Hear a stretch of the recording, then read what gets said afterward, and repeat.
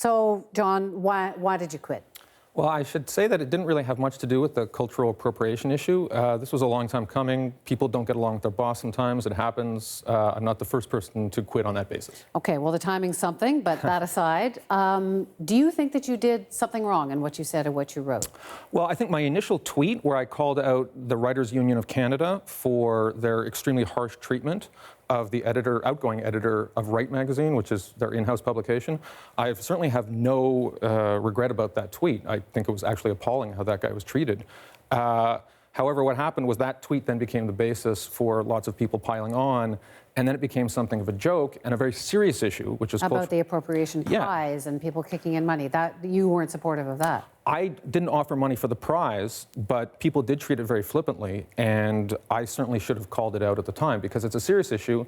It's certainly something that Indigenous people take extremely seriously, and for a bunch of white people in Toronto to be treating it like a joke must have looked not only insensitive but cruel. So now we have a number of these people who were part of the joke, who joined in on the joke, saying that they're sorry, that they're listening. Has something positive happened here? Where are we? Well, I think something positive has happened in the sense that you have people across Canada now understand some of the pain that is experienced by Indigenous people who feel that their stories are being stolen. I've heard from many of those people on Twitter and otherwise. Unfortunately, I think the result might be that you're getting a restriction on artistic freedom because the reaction is going to be that maybe if you're Black, you're not going to feel comfortable writing First Nations stories or First Nations characters, or if you're First Nations, you're not going to feel comfortable writing Black stories, or if you're Black, you're not going to feel comfortable writing a protagonist from the Irish potato famine, or if you're Gentile, you're not going to feel comfortable writing about the Holocaust. And I think that's awful. I think artists should be encouraged to write about all cultures. We emphasize the concept of empathy and projection in every other aspect of our society, and yet But to push back a little bit, the Indigenous writers are saying that there was no empathy shown with the jokes made about an issue that they thought was so important. I think in the case of Indigenous writing and stories, you actually have a special case.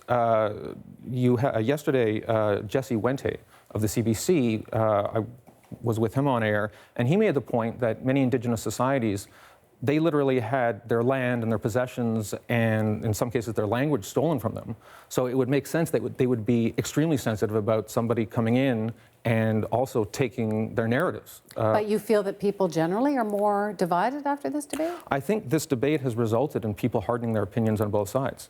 And I think there's going to be a chill factor because if let's say your background is First Nations and you're trying to sell a novel with a Black protagonist to a major publishing house, they're going to be less likely to publish that because they feel they're going to be called out as racist on social media because you didn't have the person staying in their racial lane. And again, as a writer, I object to that. I think that people should, with due respect to the culture being written about, have the artistic freedom to write about any culture. John, thanks so much. Thank you.